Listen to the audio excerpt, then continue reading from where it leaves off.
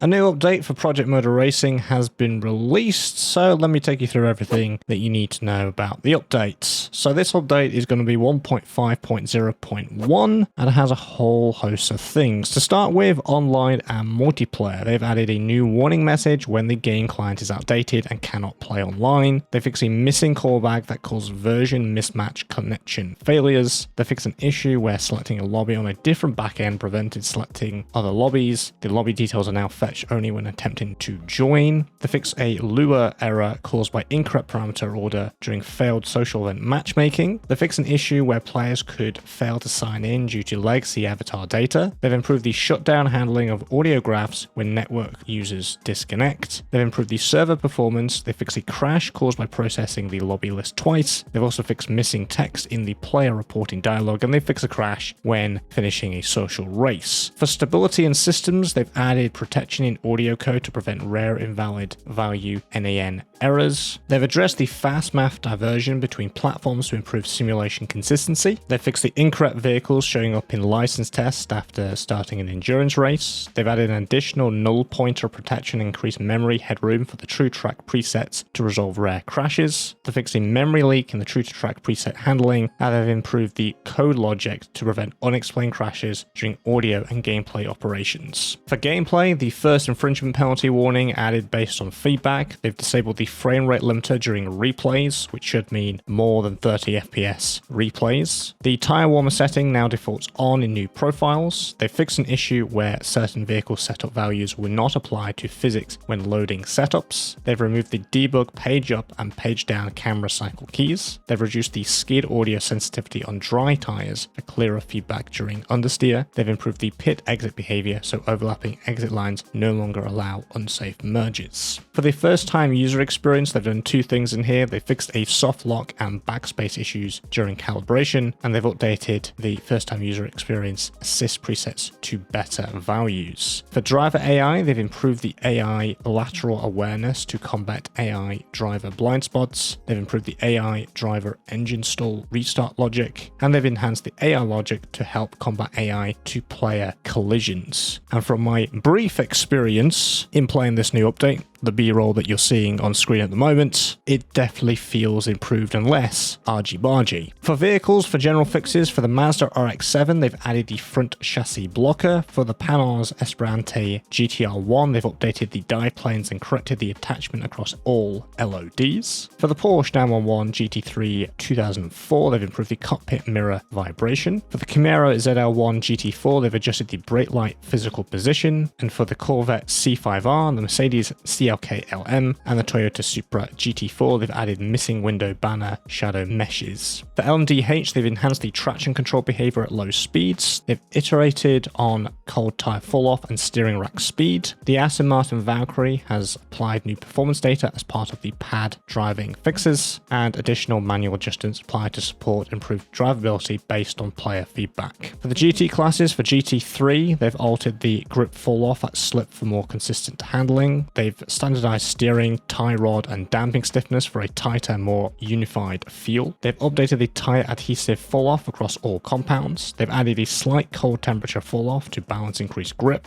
and they've improved the default setups to all GT3 cars based on player feedback. And for the handling revision, they've adjusted the decel torque and engine inertia. They've updated the throttle blip behavior, and cars now roll more naturally into corners, but please note that may require brake bias adjustments. For GT4, they've adjusted the adhesive grip fall off across all compounds to align with the GT3 improvements, and they've improved the default setups to all GT4 cars based on player feedback. For Cup and other classes, for the Porsche 992 Cup, they've improved the default setups based on player feedback. For tracks, for the Nordschleife, they've reduced the brightness and opacity of ground and wall graffiti. For Zolder, they've reopened garages that were unintentionally closed. For the Nürburgring GP, they've restored missing dressing for sprint layouts. They've added the dressing across all variants. For audio, they've added the cockpit RTPC parameter to improve exhaust attenuation in the Valkyrie. They've updated the Valkyrie audio, so they've added the subwave, rebalanced the exhaust, and boosted the mid frequencies. They've also replaced and remixed engine audio for the Porsche 963 and the Peugeot 9X8. For input, force feedback, and hardware support, first of all, there are some newly supported devices, so the steering wheels, wheelbases, and shifters, the IEO logs H pattern shifter, the generic H7R shifter, the Hori force feedback truck control system plus shifter,